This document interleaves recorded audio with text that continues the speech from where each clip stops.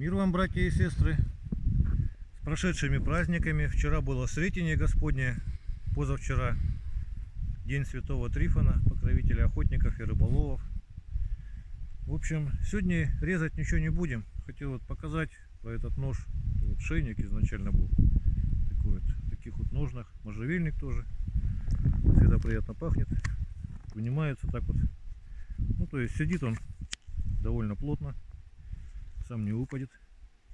Вот, и не понравилось человеку, говорит, что такой вид ножен, это вот как будто они сильно, как это, женские, как бы, считаются. Но мне кажется, так-то вот, его лучше, конечно, под курточкой вот так вот носить. Ну, не на виду, это я так вот для видео одел просто.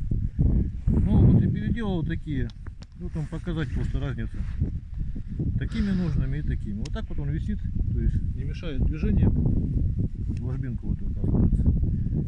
Сам не выпрыгнет никогда. То есть он плотно сидит довольно. Если вынуть надо, пальцы упираетесь, и он у вас уже в руке. Вот. Можно удлинять вот так вот ножными теми же.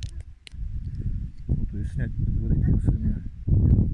И там и тут можжевельник. Но эти ножны, они гораздо трудоемчий процесс.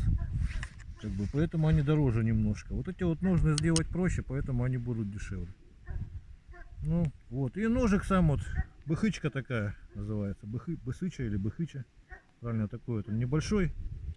Вот им удобно вот в этих местах особенно вот резать, когда вот ножны делаешь, короче, вот что-то такое. Резьба по дереву очень удобно. Ну, в общем, такое. Мне нравится такой нож, я люблю такие ножи. Ну, в общем,